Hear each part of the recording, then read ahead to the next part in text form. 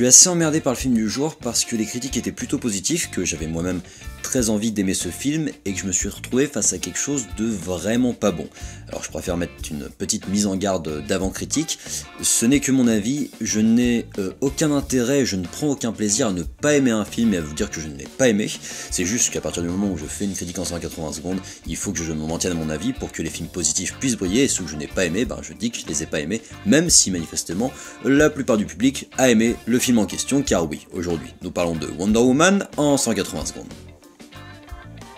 Réalisé par Patty Jenkins et sorti le 7 juin 2017, Diana, princesse des Amazones, se fait entraîner dans le conflit de la Première Guerre mondiale pour défendre l'humanité.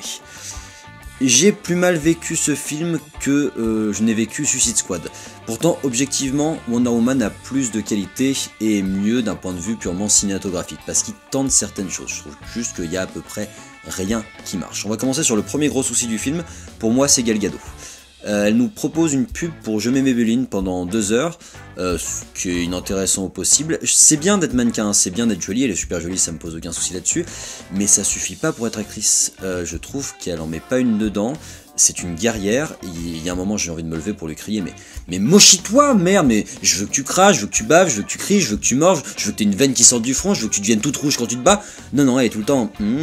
ça n'a aucun intérêt de mettre une poufiasse pendant 2 heures plutôt qu'une guerrière amazone. En fait elle l'a joué comme une mannequin et pas du tout comme une guerrière amazone, et je trouve que du coup elle n'a aucun charisme, même si la partie naïve du personnage qui est plutôt intéressant sur le concept du scénario marche pas mal, mais il marche juste pas mal parce qu'elle est pas bonne en fait. Le script est nul, du début à la fin, la guerre c'est mal, le machisme c'est mal, c'est à peu près ce que nous apprend le scénario du film. Pourquoi pas, si c'est des idées avec lesquelles je suis plutôt d'accord, mais seulement, vous pouvez pas me les expliquer comme ça, il faut me l'expliquer mieux qu'un gamin de 5 ans. Là c'est répété, re-répété, on met le doigt sur tout, on nous montre quelque chose, on nous le dit, il y a un autre personnage qui le redit, c'est excessivement grossier. Je trouve en plus que les effets spéciaux sont tout juste honteux. Les doublures numériques sont dégueulasses, les fonds verts sont tous visibles, ça sort complètement du film, et ce dès la scène d'ouverture dans la cité Amazon en carton. Il y a énormément de moments que j'ai trouvé malaisants dans le film. J'entends par là que par exemple les méchants, avec leur rire de méchants, qui font leur monologue de méchants et des actions de méchants,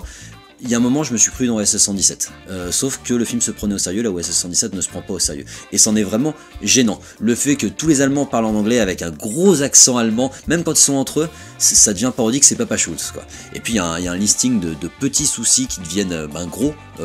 cumulés les uns aux autres, la guerre sans sang, pourquoi pas, les coups d'épée qui ne révèlent pas une goutte de sang, pourquoi pas, le contresens final total par rapport à ce que nous défend le scénario jusque là, le fait que ça ne se raccorde pas avec Batman vs Superman, les musiques qui sont nulles tant qu'on n'a pas repris le thème d'Hans Zimmer, il y en a des paquets quoi. Je trouve que seul Chris Pine et le combat dans le village belge sont à sauver du film. La seule force du film, et ce qui me pose vraiment souci, c'est en fait son côté progressif, le fait d'avoir osé mettre une nana comme héroïne principale d'un film de super-héros. Seulement, je trouve qu'à partir du moment où le film n'a pas été aussi construit qu'un film masculin, il en devient profondément machiste parce que son seul attrait c'est son côté progressiste et pas tout ce qui a été travaillé derrière, et que si on travaille pas un film autant qu'on l'aurait fait pour un homme, ça devient un film machiste, et c'est pas parce que c'est une réalisatrice que le film ne peut pas être macho. Et top.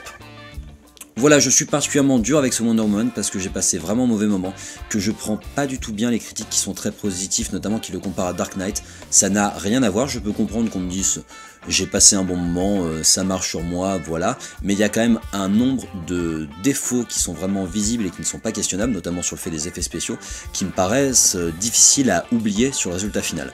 Je vous invite à me dire en commentaire ce que vous en avez pensé, je vous le redis que ce n'est que mon avis, si vous avez aimé ce film, mais tant mieux, mais génial, j'aurais adoré être à votre place, vraiment, mais pour l'instant c'est pas le cas. Et puis je vais m'amuser à faire une critique sans spoil, avec énormément de mauvaise foi, pour revenir sur tous les passages qui m'ont gêné, je pense que 3 minutes ne suffiront pas. Je vous invite à venir consulter cette critique, et puis je vous invite à liker, commenter, vous abonner, je vous donne rendez-vous sur la page YouTube de Popcast pour d'autres critiques ciné en 180 secondes.